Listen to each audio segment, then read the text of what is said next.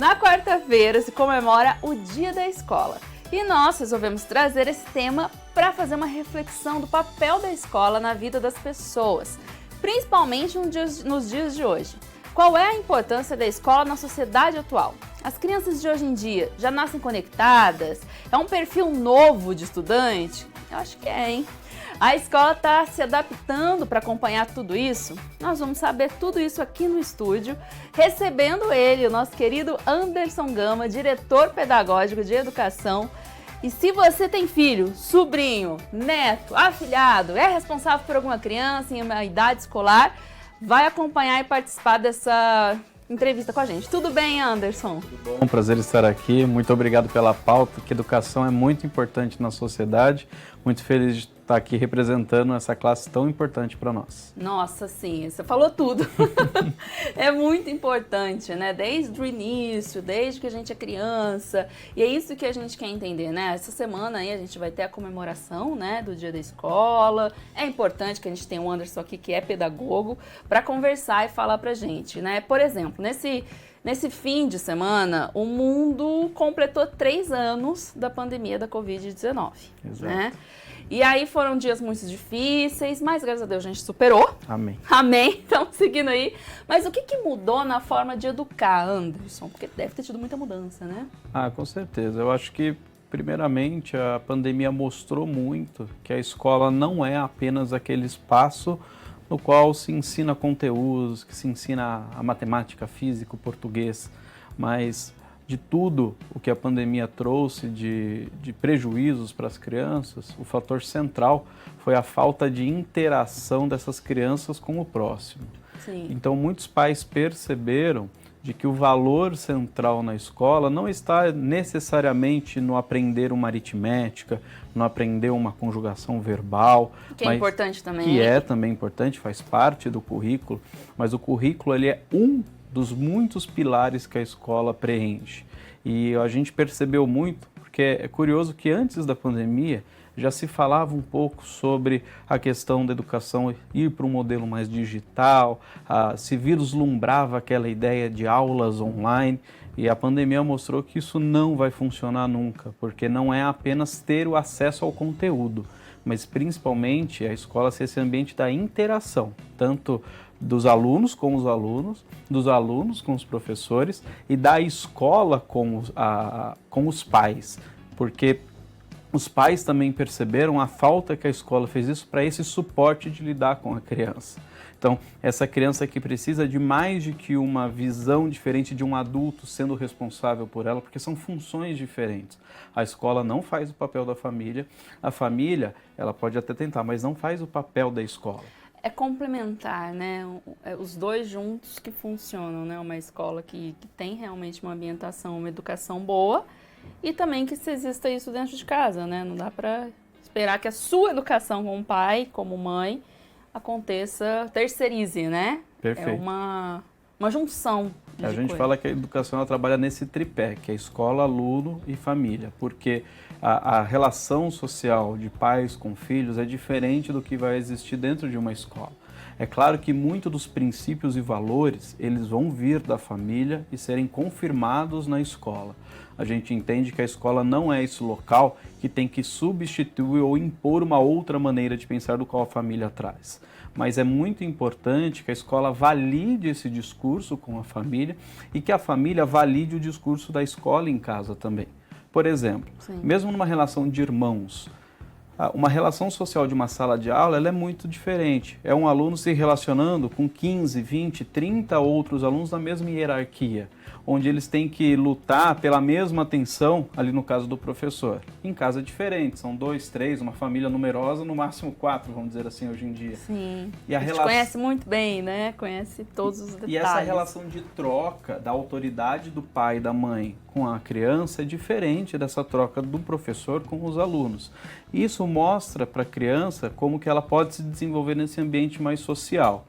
Então eu falo assim, é em casa que a criança vai aprender sobre honestidade. mas é na escola que ela vai aplicar sobre honestidade. Porque Boa. dificilmente em casa ela vai ter uma oportunidade de não pegar o lápis do colega, de não contar uma historinha diferente para a professora. Então, o valor ele vem de casa, mas o local de prática desse ambiente social é a escola.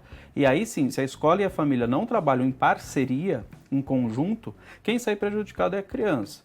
Porque a escola ela consegue ficar um pouco mais blindada e simplesmente assumir o seu papel só de currículo. Vamos ensinar as matérias, vamos cumprir a apostila.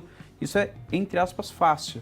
Se você for pesquisar qualquer escola durante a pandemia, todas dizem que cumpriu a apostila. Todas terminaram a apostila. Sim. Mas o quanto que essas crianças aprenderam? Então, o fato não é cumprir um conteúdo, um programa curricular, mas é fazer com que esse programa curricular desenvolva essa criança. Eu acho que essa é a grande mudança que nós tivemos. Porque se a gente pega um raio-x de 30 anos atrás, saber os conteúdos era o grande diferencial. Hoje, se eu não sei alguma informação, em 15 segundos eu vou lá na internet, pergunto lá para o ChatGPT e está tudo certo, para Google ou qualquer outra plataforma. Sim. Mas o grande questionamento é como saber o que perguntar e o que fazer com a resposta. E seria isso, assim, o que as escolas hoje fazem para ser mais atraente para os alunos, né? Porque o mundo hoje em dia é muito conectado, a sociedade é muito conectada, é como você disse, em 15 segundos eu vou lá, procuro, acho muita informação. E aí como que a escola foi se adaptando para isso, até para o aluno, né, ter a atenção que ele precisa também para aprender e a escola ser atraente para ele, né, no sentido de ter a tecnologia também e ter o que a gente sempre teve da apostila, do manual, de estudar e tudo mais. Eu acho que a gente tem que ter um cuidado muito grande, que é uma linha muito difícil de você acertar, né? Se a gente faz a escola ser 100% atraente para o aluno, a gente pode cair no erro de não ser uma escola e ser um centro de entretenimento. Agora, se a gente não chama a atenção desse aluno para o processo educacional, vai ser simplesmente um repetidor de conteúdo onde ninguém aprende nada. Então a escola ela tem que conseguir trazer essa atenção do aluno, mas não também trazer a obrigação do aluno de participar do processo.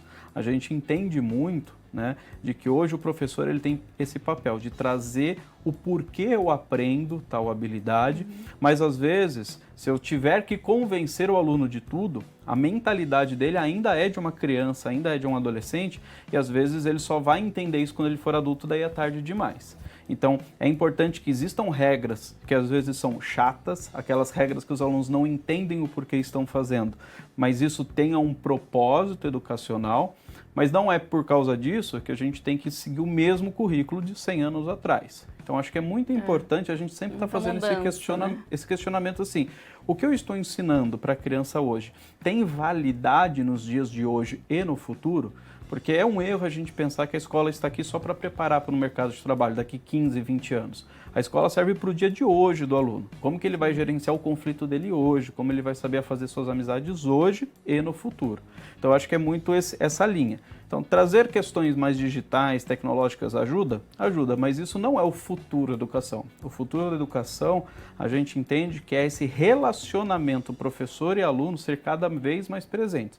Que o aluno veja um motivo de ir lá naquela escola porque ele quer ter aula com o seu professor, porque existe uma interação, uma troca de experiências e de emoções com aquela pessoa. Aí sim a escola se faz útil para o aluno. Então não é só o ambiente do aprendizado, é o ambiente das amizades que ele vai cultivar para o resto da vida. Sim, e a gente percebe que com essas mudanças na estrutura escolar e tudo mais, é como você disse, né, o papel dos pais é muito importante.